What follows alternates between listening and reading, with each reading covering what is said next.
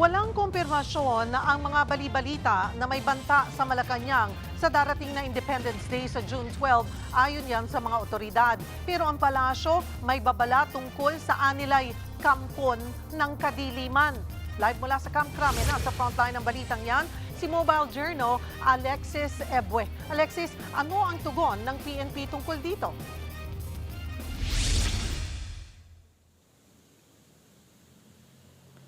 Cheryl, itinanggi nga ng PNP na meron silang natanggap na kumpirmadong intel kaugnay nga dito sa kumakalat na threat o banta sa pagdiriwang ng Independence Day sa June 12.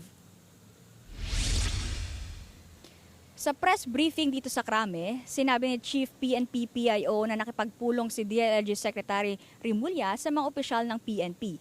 Nang tanungin sila kung saan ang meeting sa mga kumakalat online na may plano umano ang mga supporter ni Vice President Sara Duterte na sugurin ang Malacanang, ang sagot ni PNP, walang validated intelligence kaugnay niyan. Ganun pa man, tiniyak nila na handa at maging vigilante ang PNP para matiyak ang kaligtasan ng lahat. Sa pagdiriwang ng Independence Day sa June 12 sa buong bansa, may mga nakplano na raw na deployment kaugnay niyan bilang bahagi ng normal routine exercise ng kapulisan. Pakinggan natin ang pahayag ni PNP spokesperson Police Colonel Arlan Reyco. We have received no validated intelligence regarding any such threats on Independence Day, but we reassure the public that the PNP remains ready and vigilant and fully deployed to ensure the safety and security of all Independence Day celebrations across the country.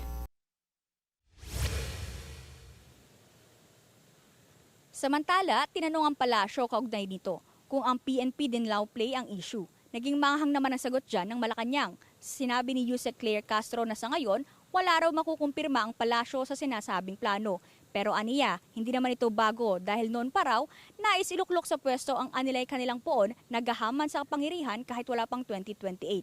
Dagdag ni Castro, mandato ng law enforcement agencies na pagtuunan ito ng pansin. May paalala rin siya, aniya, mag-ingat daw tayong lahat sa mga kampon ng kadiliman.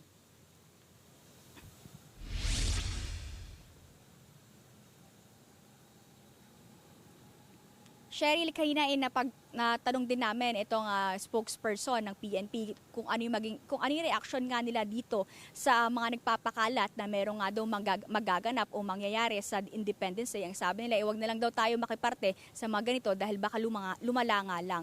Isa rin sana pag-usapan nila kasama si DILG Secretary John Vic Rimulya, yung seguridad sa Senado at saka sa nalalapit na zona na pag-usapan din daw nila dito yung Safer Cities Initiative ng DILG. Cheryl? Maraming salamat, Mobile Journal Alexis Ebue. Mga kapatid, Cheryl Cosing po. Maging maalam at may pakialam sa mga napapanahong issue at headlines. Mag-follow at mag-subscribe na sa social media pages ng News 5.